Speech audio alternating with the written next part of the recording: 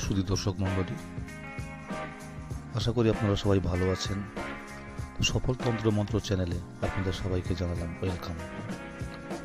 Viewers, অন্যান্য সময় অন্যান্য দিনের মতো আজকে একটা সুন্দর ভিডিও আমি আপলোড দিতে চলেছি আপনাদের জন্য, যেটা কিন্তু একটা মজাদার এবং এখানে জোকসও কাজ করবে এবং সত্যি আপনি কিছু করেও দেখাতে পারবেন। তো আজকের আমার যে নিবেদন আপনাদের জন্য, এটা একটা অন্য স্বাদের ভিডিও। এই ভিডিওটি হলো যে কোনো ধরনের পিঠে পুলিতে অনায়াসে আপনি বান মেরে সেই পিঠে নষ্ট করে দিতে পারবেন। বাড়িতে কেউ পিঠে করছে, সে তেলের পিঠে হোক আটার পিঠে হোক যাই হোক না কেন, হ্যাঁ, এটা আপনি অনায়াসে নষ্ট করে দিতে পারবেন এবং আপনার নামগন্ধও হবে। তো এবার এই সম্পর্কে আপনাদের আমি বলবো, স্ক্রিনে দেওয়া মন্ত্রটি আছে কীভাবে কাজে লাগাবেন সেটাও বলবো। তো সর্বাগ্রে আপনাদের একটা কথা বলে রাখি, যদি আপনারা আমার চ্যানেলে কেউ নতুন হয়ে থেকে থাকেন তাহলে অবশ্যই আমার চ্যানেলটি সাবস্ক্রাইব করে পাশে থাকা বেল আইকনটি প্রেস করবেন এবং অলে প্রেস করবেন। তাহলে মজাদার অনেক চমকপ্রদ যে ভিডিওগুলো যখনই আমি আপলোড দেবো তা সরাসরি আগে আপনাদের কাছে পৌঁছে যাবে। কেমন? তো ভিউয়ার্স, আর একটা কথা বলে রাখবো, যদি আমার এই ভিডিওটি আপনাদের ভালো লেগে থাকে বা আমি যে বিভিন্ন বিষয়ে চিন্তা ভাবনা করে আপনাদের জন্য যে বিভিন্ন স্বাদের বা বিভিন্ন ধরনের যে ভিডিও, বিভিন্ন সমস্যার যে ভিডিও আপলোড দিয়ে থাকি, তা যদি ভালো লেগে থাকে তাহলে অবশ্যই আপনারা খুব বেশি বেশি করে লাইক ও শেয়ার করতে ভুলবেন না কিন্তু, কারণ আপনাদের এই লাইক আর শেয়ার আগামী দিনে আমার জন্য কিন্তু আরও একটি অক্সিজেন যোগাবে, যাতে আমি আপনাদের জন্য আরও ভালো অনেক সুন্দর ভিডিও আপলোড দিতে পারবো। সর্বাগ্রে একটা কথা বলে রেখে দিই, দেখুন, এই যে তন্ত্র বা মন্ত্র আমার এই সফল তন্ত্র মন্ত্র চ্যানেলে আমি এই পর্যন্ত যতগুলো ভিডিও আপলোড দিয়েছি, এটা কিন্তু আমার সব পরীক্ষিত। ভিন্ন রকম সমস্যা যারা বাড়িতে আসতেন তাদের জন্য কাজগুলো করতাম এবং সেই কাজ হওয়ার নিরিখে আমি চিন্তা করেছিলাম যেটা যেন সর্বসাধারণের কাছে পৌঁছে দিতে পারি, যাতে আমার মতো কেউ শিখতে পারে, কেউ কাজ করতে পারে। হ্যাঁ, সেটাই আমার মূলত উদ্দেশ্য। তবে আমি কাজ করেছিলাম বা কাজ করে যাই, আমি কিন্তু টাকা রোজগারের জন্য নয়। তো আপনারা যদি কেউ পরবর্তীতে এটা প্রফেশন হিসেবে বেছে নিতে পারেন, সেটা আপনাদের ব্যাপার। তো যাই হোক বন্ধু, একটা কথা আপনাদের জানিয়ে রেখে দিই, এই ভিডিওটা সম্পর্কে আমার নিজের একটা ব্যক্তিগত সম্পর্ক জড়িয়ে আছে। তো সালটা তখন দেখুন 1994 সাল। আমি তখন বাংলাদেশ ফিল্ম ডেভেলপমেন্ট কর্পোরেশনে একটা ফিল্মে সলমন শাহ, তখনকার কিংবদন্তি যে হিরো, তার সঙ্গে কাজ করার একটা সুযোগ পেয়েছিলাম। তো সেই কারণে আমাকে শুটিংয়ের জন্য বাংলাদেশ, ঢাকা বিভিন্ন জায়গায় আমাকে ঘুরতে হয়েছিল। যদিও আমি আদতে পশ্চিমবাংলার বাসিন্দা, এখন বর্তমান পশ্চিমবাংলাতেই বিলং করি ভারতবর্ষে। তো তারপরে সেই শুটিং শেষ হওয়ার পরে আমি খুলনার সাতক্ষীরা পাইকগাছাতে রাজমহল অপেরাতে আবার যাত্রার সুযোগ পেলাম। তো একটা সিজন যাত্রা করেছিলাম ওখানে আমি। তো সেই যাত্রা করার সুবাদে আমাদের বিভিন্ন জায়গায় যখন আমাদের প্যান্ডেল হতো, আপনারা জানেন বোধহয় যে বাংলাদেশের যাত্রা কিন্তু একটা করে দলের 10টা করে নাইট প্রোগ্রাম হয়, মানে 10 দিনে 10টা বই, যেটা আমাদের ইন্ডিয়াতে একটা কি দুটো। তো এরকম ধরনের প্রোগ্রাম আমার করতে করতে আমি তখন যশোর জেলার নাভারণ এসে পৌঁছেছিলাম। নাভারণ থেকে পরের দিন যখন নড়াইল লক্ষ্মীপাশায় গিয়ে পৌঁছলাম, তখন ওইখানে একটা নাম করে একটা তান্ত্রিক, একটা গুণী, তার সঙ্গে আলাপ হয়েছিল। ভদ্রলোকের নাম আমার এখনও মনে আছে, ওনার নাম মোহন কাওরা। উনি শুয়োর পুষতে খুব ভালোবাসতেন, শুয়োর বিক্রি করতেন। হ্যাঁ, এবং দারুণ বড় তান্ত্রিক ছিলেন। ওনার অনেক কাজ আমি দেখেছিলাম চোখের সামনে। আমার কিন্তু একটা কথা আপনাদের জানিয়ে রেখে দিই, তার অনেক আগের থেকে আমার এই তন্ত্রমন্ত্র সম্পর্কে একটা সম্যক ধারণা ছিল, যেটা আমার বংশ পরম্পরায় হয়ে এসেছিল। আমি এটা নিয়ে কালচার করতেই থাকতাম। তো ওনার সঙ্গে যখন আমার আলাপ হয়েছিল, মোহনবাবুর সঙ্গে, তখন উনি আমাকে বলেছিলেন যে তুমি কত জবরদস্ত মন্ত্র জানো, তুমি পড়ো, বা মন্ত্রটি আমি তোমার কাটিয়ে দেবো, কোনো কাজ হবে না। তো আমি সে যাত্রায় সেখান থেকে আমি উত্তরেও গিয়ে ওনাকে দেখিয়েছিলাম। আমার জন্য ওনার বাড়িতে পিঠে বানাচ্ছিল, তো সেই পিঠেতে আমি বান মেরেছিলাম এবং পরবর্তীতে এটা আমার মায়ের ক্ষেত্রেও করেছিলাম আমি। একটা কথা আপনাকে জানিয়ে রেখে দিই, যারা এই তন্ত্রমন্ত্র সাধনা করেন বা বেশি কালচার করেন এবং যারা অব্যর্থ কাজ করেন, যাদের কথায় কাজ হয়, তাদের কিন্তু পিঠে খেতে খুব ভালো লাগে, বিশেষ করে তেলের পিঠে, যেমনটা আমারও লাগে, এখনও লাগে।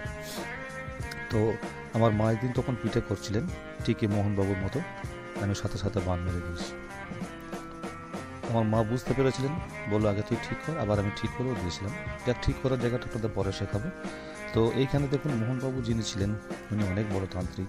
ওনার বাড়িতে যে শুয়োর পোষা থাকতো, সেই শুয়োর কিন্তু খোলা থাকতো, কিন্তু কোনো চোরে চুরি করতে পারতো না।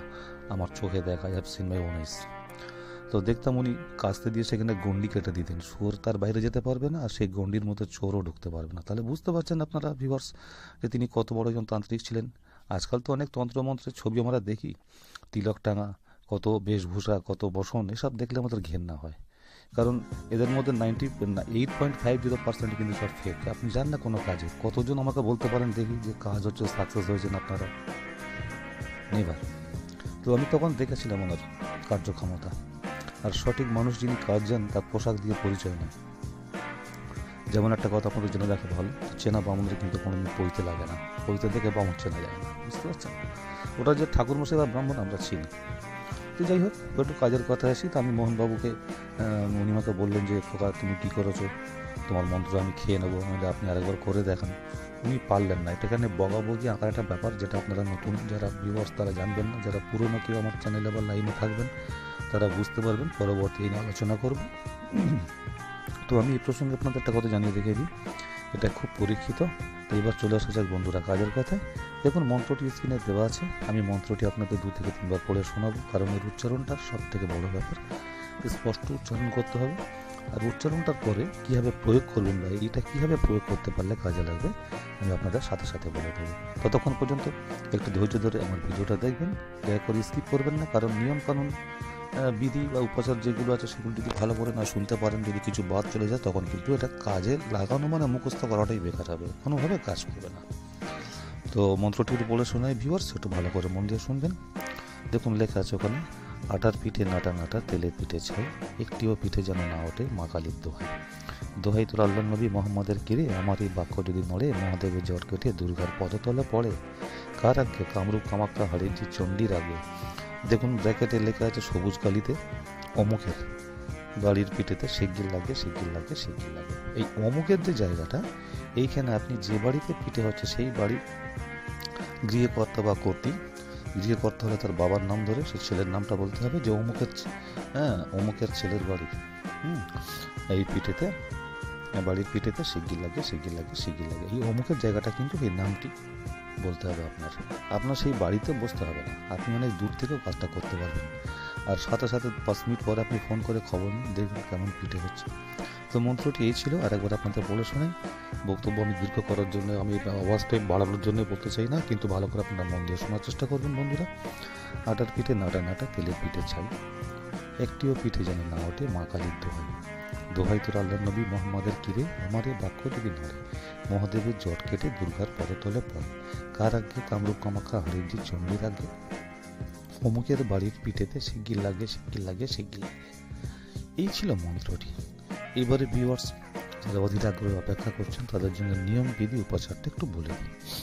এইটা যে কোনো শুক্রবার থেকে আপনাকে দুপুরের পরে করতে হবে। এটা দুপুর এবং বিকেল, অর্থাৎ একটা কথা আপনাদের বলে দিই, আমার মুসলিম ভাই যারা আছেন তাদের দুপুরের পরে জোহরের নামাজ একটা হয়, এবং বিকেলে একটা আসর বলে একটা নামাজ ওদের মানে ওনাদের হয় আর কি। তো জোহর আর আসরের নামাজের যে সময়সীমা, তার মাঝখানের সময়টা আপনাকে এটা করতে হবে। তো যেদিনকে আপনি করবেন সেই দিনকে একই দিন এই মন্ত্রটি 786 বার আপনাকে পড়ে জপ করে সিদ্ধ করে নিতে হবে। এটা 786 বার জপ করলে তবে এই মন্ত্রটি সিদ্ধ হবে। এই মন্ত্রটি আপনার কথায় শুনতে বাধ্য। এবার চলে আসা যাক ভিউয়ার্স একটু অন্য জায়গায়, যে কীভাবে এর প্রয়োগটা করবেন। তো এই যে মন্ত্র আপনি মনে করুন সিদ্ধ করার পরে, এবার আপনি মন্ত্রটা মাত্র 3 বার পড়বেন। আর যখনই 3 বার পড়বেন, এই অমুকের জায়গাটা তার বাড়ির নাম, সেই গৃহকর্তার নাম উল্লেখ করতে হবে, তার সঙ্গে তার বাবার নাম। যেমন মনে করুন গৃহকর্তার যদি নাম হয় দীপক দাস, তাহলে বাবার নাম যদি নিমাই দাস হয়, তাহলে বলতে হবে যে নিমাই দাসের ছেলে দীপক দাসের বাড়ির পিঠেতে শিগগির লাগে শিগগির লাগে শিগগির লাগে, এই কথাটি উল্লেখ করতে হবে। তো কীভাবে প্রয়োগ করবেন, মন্ত্রটি যখন সিদ্ধ হয়ে গেল, সিদ্ধ হয়ে যাওয়ার পরে এটা আপনি দিনকে যখনই কাজে লাগানোর চেষ্টা করবেন, তখন আপনি সর্বমোট 3 বার পড়বেন। 3 বার পড়ার পরে ডান হাতে যেমন আমরা চুটকি বাজাই, একটু আওয়াজটা দেখুন, এই যে চুটকিটা বাজাই, ঠিক এই চুটকিতে ফুঁক দেবেন, 3 বার ফুঁক দেবেন। একটানা 3 বার পড়বেন, যে একবার পরে একবার ফু দেবেন তা না, একটানা 3 বার পরে এই চুটকিতে পরপর 3টে ফু দেবেন, দিয়ে আপনি চুটকিটা 3টে তুড়ি দিয়ে বাজান, মানে 1 2 3 এইরকম বাজান, দেখবেন আপনার চুটকি শেষ। খবর নিন কারোর দিয়ে অথবা ফোন করুন, দেখুন ওদিকে কাজ শুরু। তো এই ছিল ভিউয়ার্স আজকের আমার আপনাদের জন্য আমার যে নিবেদন, পিঠে পুলিতে বান মারার যে মন্ত্র। তো আশা করি আপনারা সবাই আরও ভালো থাকবেন। আমার পরবর্তী ভিডিও দেখার জন্য আপনাদের আর একটু অপেক্ষা করতে হবে, অনেক ভালো ভালো ভিডিও আপলোড দেবো। তো আপনারা আমার এই ভিডিওটি খুব বেশি বেশি করে লাইক ও শেয়ার করে আমাকে একটু উৎসাহ যোগাবেন। নমস্কার, সবাই ভালো থাকবেন।